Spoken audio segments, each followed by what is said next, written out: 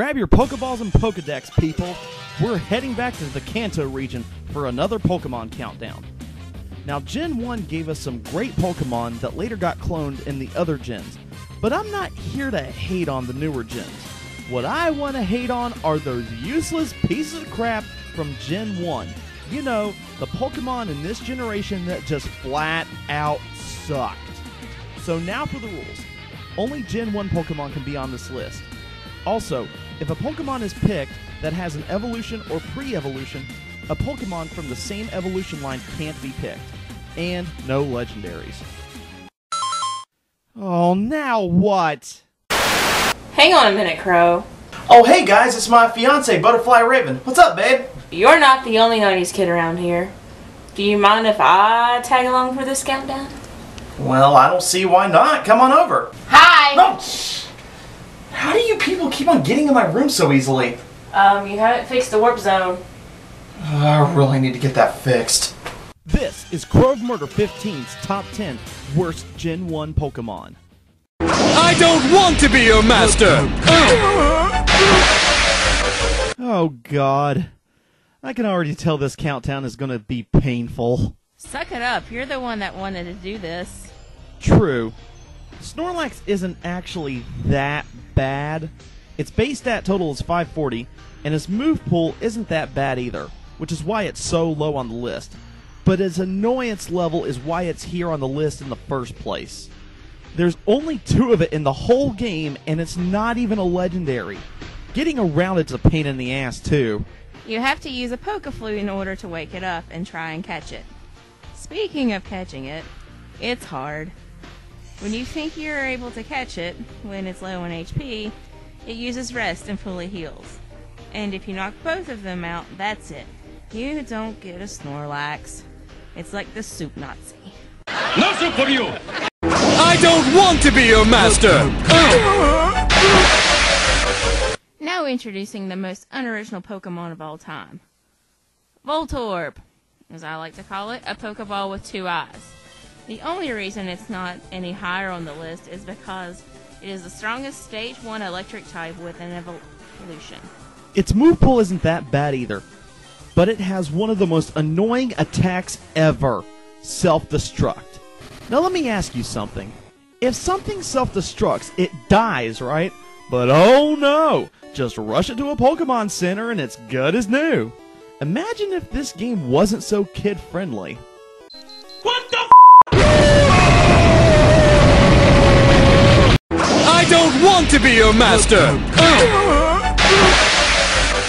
Yeah, Farfetch'd gets a lot of hate, but he's not as bad as the other Pokemon higher on this list. You can only get this Pokemon by training it, and it really isn't that useful. If you want a good normal flying type, look anywhere else. Something that I've always been curious about. The stick it's always carrying, why does it have it? Let's check the Pokedex. Well, yeah, I know that, but why? Explain, Pokemon, explain. Just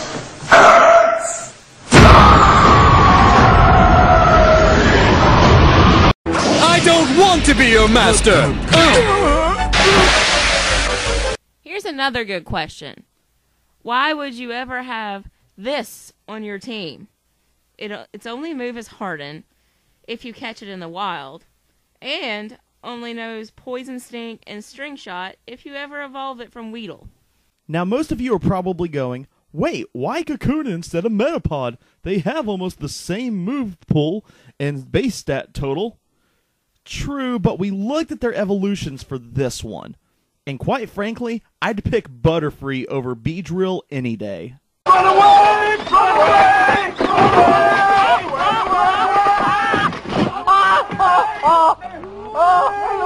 I don't want to be your master! Here's another example of unoriginal design. A pile of crap. It may have a higher base stat total than Nidoran male and female, but at least those Pokemon have cool evolutions that look different. Muck is just a bigger version of Grimer. There's no difference at all. I'm not really a big fan of Poison-type Pokemon anyway. Most grass types in Gen 1 were also Poison types, so your best bet for poison moves are with grass types. I mean, Professor Oak doesn't even like the Grimer line. Help me, Jesus! Help me, Jesus! Help me, Jesus! I don't want to be your master! Wait, why is Diglett on this list? This is what I used against Lieutenant Surge. Oh, you naive Pokemon trainer. Let me introduce you to someone. Meet Geodude. It has a base stat total of 300, has a way higher attack and defense, and has 2 evolutions instead of just 1. The only thing that's even decent about Diglett is its speed. But even then, it makes it hard to catch when you can't land an attack on it. But its worst feature by far is its design. Really, Game Freak?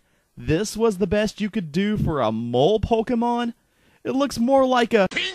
Thank you, Dr. Robotnik. I don't want to be your master! I'm sure most of you right now are having haunting memories of this Pokemon. Almost every single cave you traveled in, you were bound to run into Zubat at least 1,000 times. Yeah, we get it. Bats live in caves, but do we really need this many? Its base stat total isn't horrible, and its design isn't that bad, but they could have done so much better. When I think of a bat, I don't think of this. I think of this. And I think of this.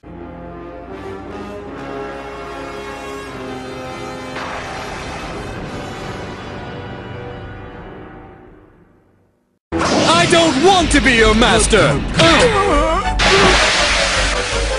Oh god, not this thing.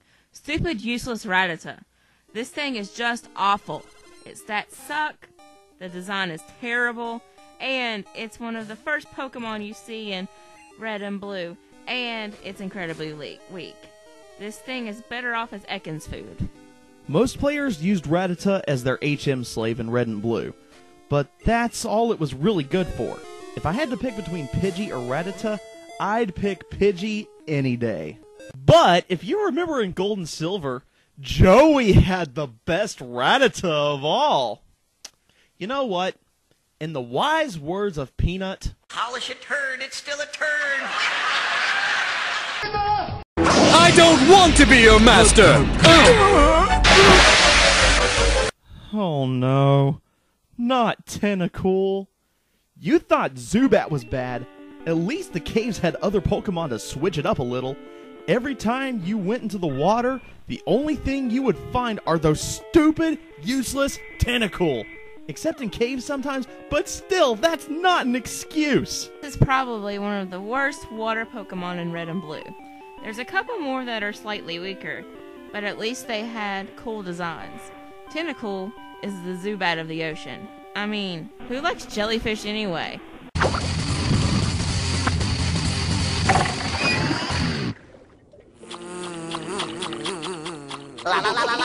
Sorry I asked. I don't want to be your master!